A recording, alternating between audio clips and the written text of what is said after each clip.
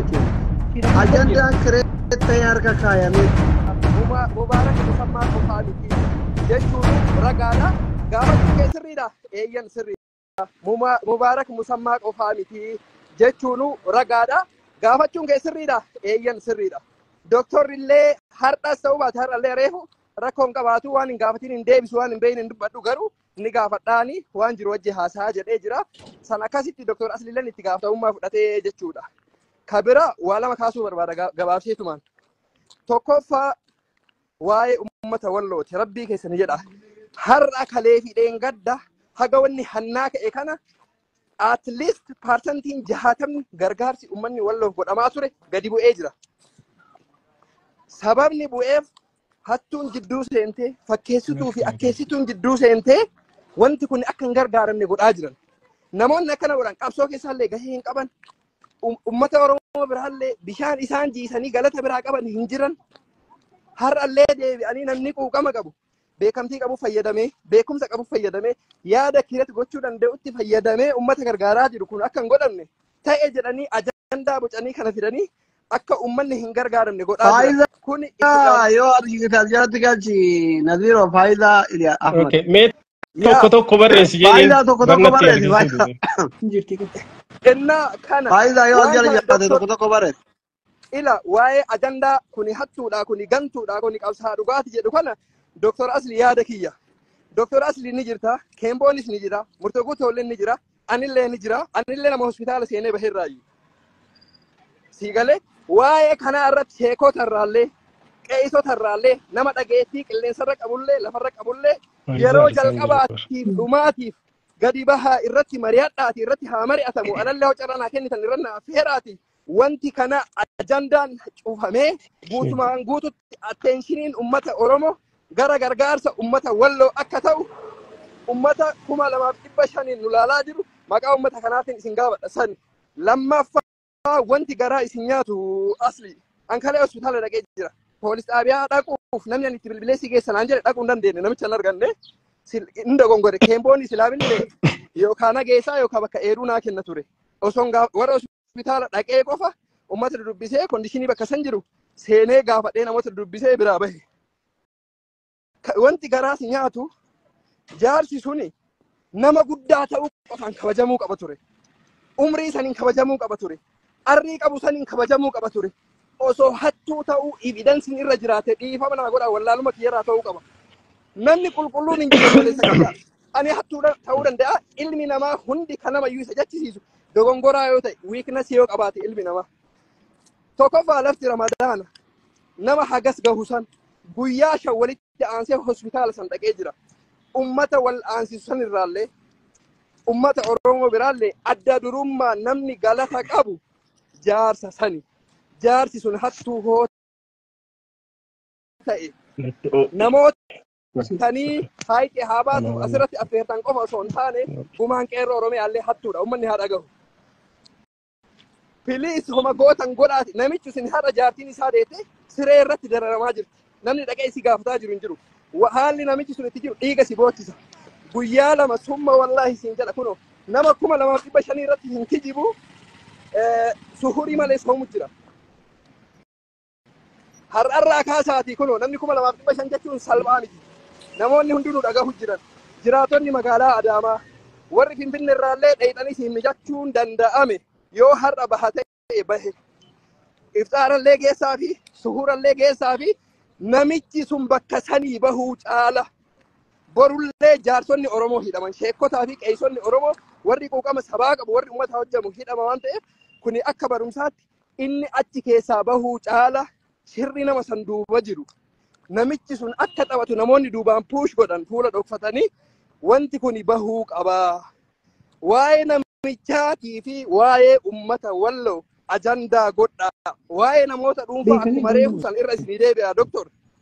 Namoota gurguddaa irratti affeeraati. Namoota Aslii yoo balleesse Aslii balleessite dhaabadhu.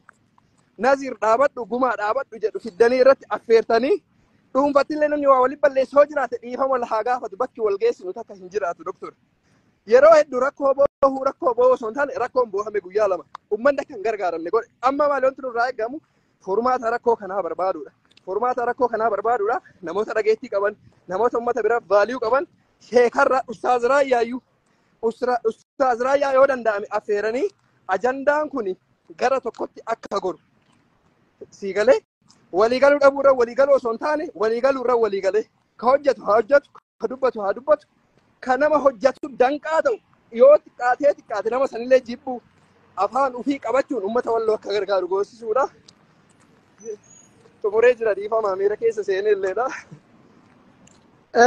Amma isin kadhinu biyya jirtanii warri as jala jirtan warri korellee as jala jirtanii ani akkaawuntii keessaniin beeka as jala jirtanii waan gootan jala kenna. Jaarsan Nadiiroo qeerroo Keemboon ijoolleen birallee murtii guutuu faantu hundi keessan warri as jirtani namni yaada walii galuu danda'a walii galuu dhabuu mala no problem. Sun kun waan biraati.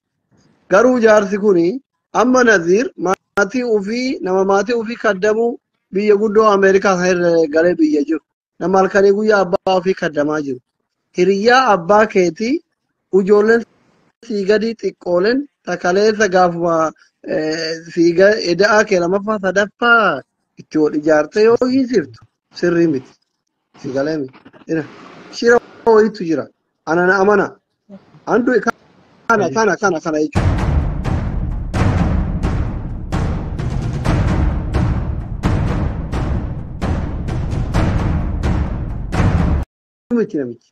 Ajandaan kireettee harka kaayametti nuhuu dhufee miidiyaa irratti Shee Adam jedhama nama amanamaadha.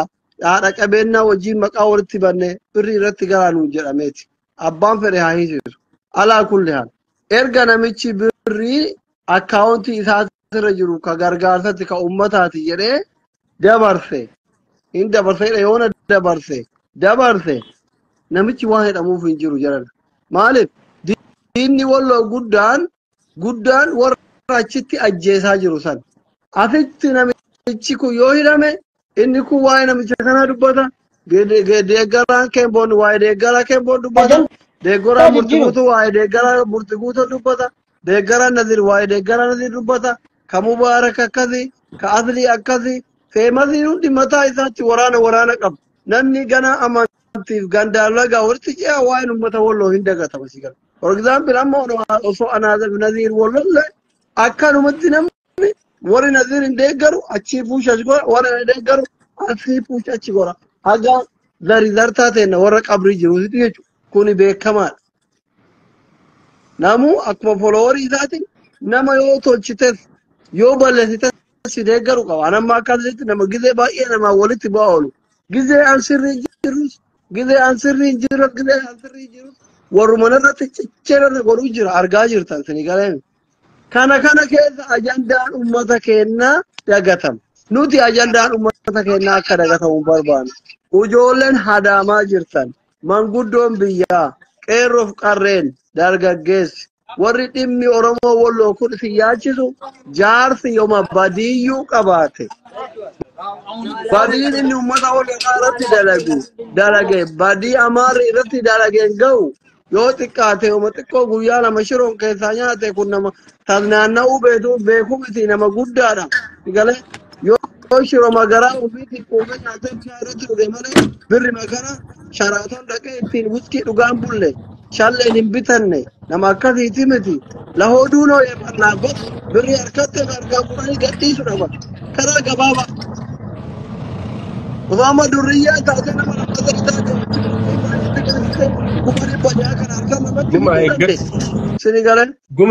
namni kun yooma nyaatellee garamaa ittiin nyaate alhamdulillah guyyaa lamaatanii quufe rabbi barakaa haa godhuufi birri haftee harkaa fuudhanii uummata kennanii isa gadhiisuu jireenya mataa isaa haa jiraatu ajandaa gara uummata keenyatti deebisuudha jechuudha. Akkana natti fakkaata namicha baasa warri korellee miidhaa namichi kun isin miidhaa amaarri isin miidhaa jiru ga'u waa'ee namicha kana ajandaa uummata keenya uummata walloo awwaalettiniin deeggartoonni feemasoota gamaa gamana qawwee walitti dhukaasaa jiru. Amma nuti yoo Keemboonii fi murtii guutaa wallolle akka arsiititti bataam namni naannoo. Murtii guutollee soddaa kenna Keemboonillee soddaa kenna. Soddoonni arsii yoo wallotte amma nu eenyurra lolla. Rakko. jidduu Ila kanatti maaltu jira beektanii dubbii kana beekanii ajandaa uumanii lafa nuu kaayan. Osoo an quba qabne waytuman irri baaka uuma qama kiyya ka garana deemu kama namni mataa kan nagara galchuu arge beekta. Garuu akkasitti